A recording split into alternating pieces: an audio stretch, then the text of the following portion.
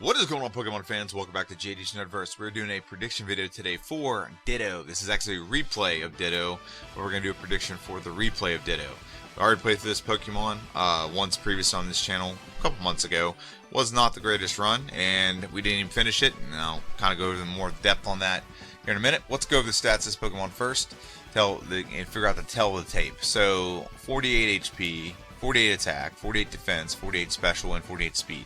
So nothing glaringly exciting about this Pokemon. It is a gimmick Pokemon. It's one of, in my opinion, it's probably the worst playthrough I'm gonna have ever. I haven't played through with Shuckle yet in Generation 2, but apparently that's pretty bad as well. But it really can't be as bad as Ditto is. So I played almost 5 hours before and wasn't even close to finishing the game, and a glitch kind of killed my run. But let's go and look at the moves for this Pokemon. It learns one move, and that's Transform. So what Transform does, it copies the opposition's, everything about the opposition except for its HP. So it copies its its speed, it copies its attack, defense, and special. Everything gets copied. And we also copy its move, and we get 5 power points for each move it has. And then we can fight the battle. So we already are behind the 8 ball because it can attack us first turn, and then we take some damage, right?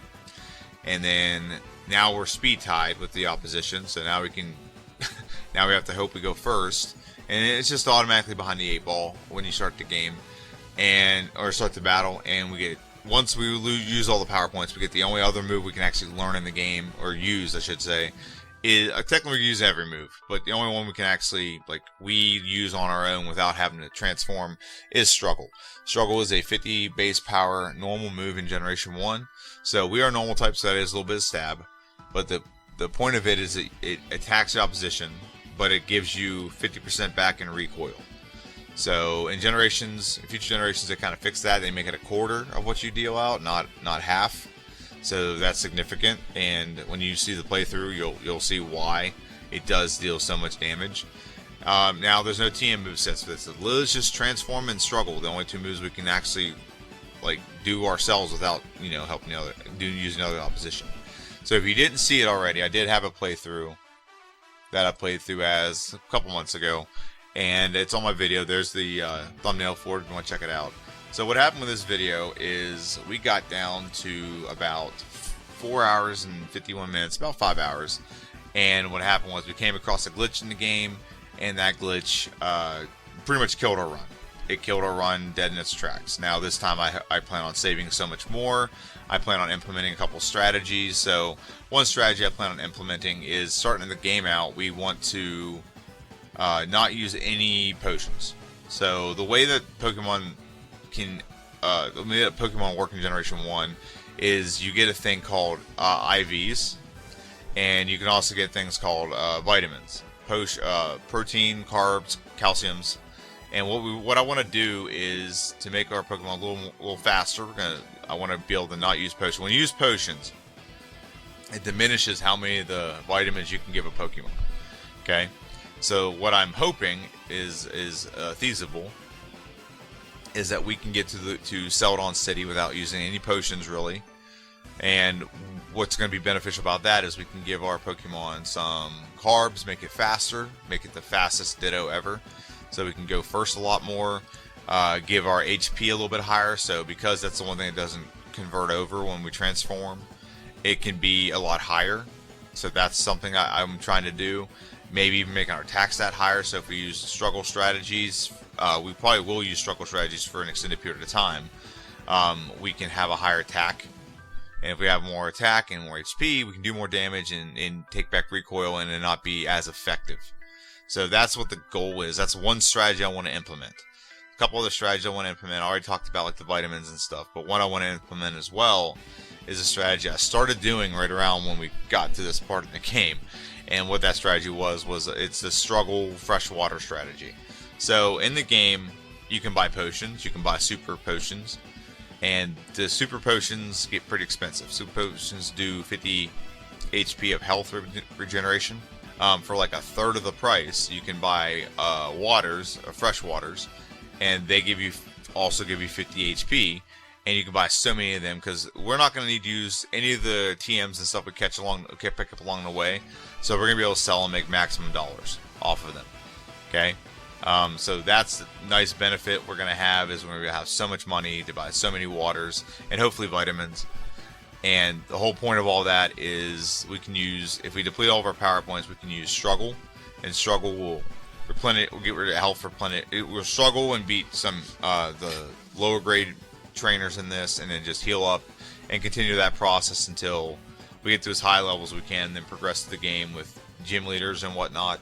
So that's this one of the strategies. Also, the other strategy is I have a rule in my playthrough where we can use ethers in battle.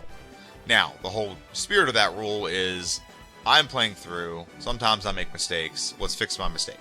Okay, so if I run out of power points, I can give an ether and replenish those power points. Okay. However, in this playthrough, because I've seen a lot of other people play through with Ditto and like other generations and stuff, and their rules are pretty the same. You can't use an item in battle. So I'm doing this to show a little bit different of what happens if you could use an item in battle. How more effective would it be? Would you be better? Would you be worse? Would it be the same? It's kind of what I want to figure out with this. So a couple strategies I want to implement, see how well they're implemented. So early in the game, like I said, up until Celadon City, before I can buy vitamins, not going to heal with potions. We're only going to heal with at the Poke Centers. So we may use struggle a little bit, but we're going to have to complete all of our power points first.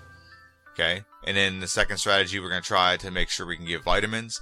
Now, also, here's something a little bit different as well that this playthrough will have, is I will have the most perfect Ditto.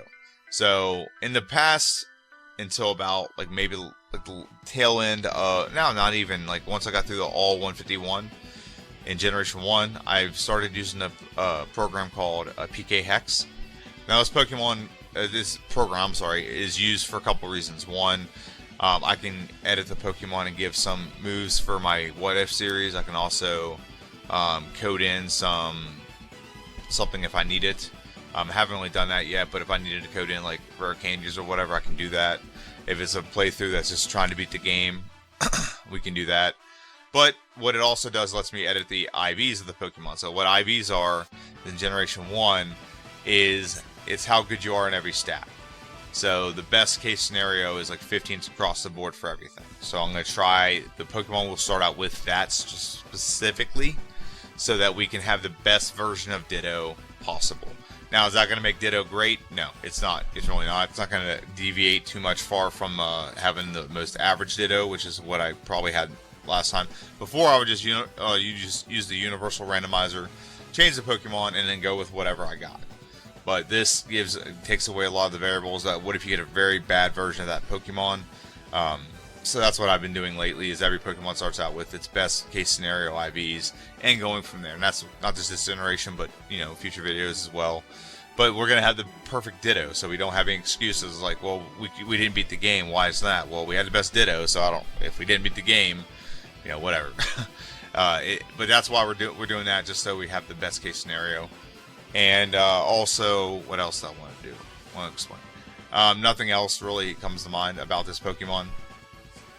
So I'm going to go back up to the first slide and kind of give a little bit of a prediction. I do think we're going to be playing more than last time. Last time, like I said, we ended about 5 hours in, which was very upsetting because we lost so much time I spent.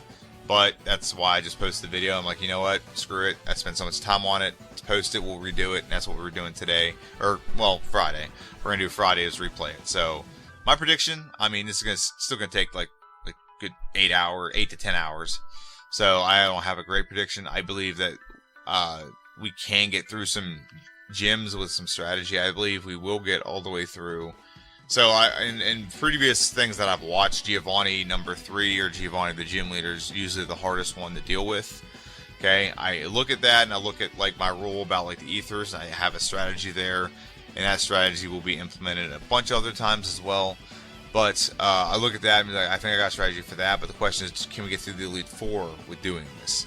Now I look at some members of the Elite Four, and I think yes, the hardest one's going to be, I think, Lorelei. But if you look at the others actually start out with a decent Pokemon you can sweep the team with. Other than maybe the champion, now that I think of it.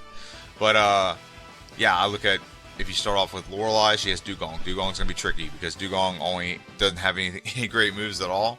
So you have to look for some good RNG. So we got to look for some good RNG with that, and also then the second one is Bruno.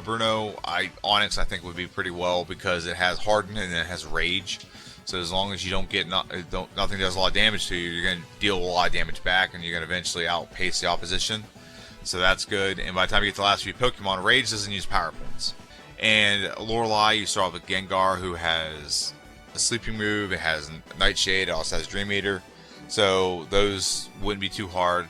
The Lance trainer, you start with Gyarados. Gyarados is solid, so that won't be too hard. And then the last trainer is Pidgeot. Pidgeot isn't great. However, the thing about Pidgeot is Pidgeot's flying type, and its last Pokemon is Ace's Venusaur. So there are some ways you could probably get through this, and I'm going to go ahead and implement as many strategies as I can, and it's going to be a fun video to do. It's also going to be very tedious to do, but it needs done because I did not finish this Pokemon Generation 1. Let me know what you think. You think how long you think it's going to take? What strategy would you implement? Let me know. I might try to implement them. Maybe some last second strategy I could try. But let me know. Comment down below what you think. This video will air on Friday. There will not be a video on Wednesday this week. Okay, unless I decide last minute. But I don't plan on doing a video Wednesday this week. I haven't felt good the last few days. And so I'm not going to be posting a video on Wednesday. Unless it's the last minute I feel good, and I'll try to get something done Wednesday morning and just post it. But yeah, that's it. Let me know what you think in the comment section down below. This is JD. This is JD's Nerdverse. Have a good one. I'll see you guys on Friday.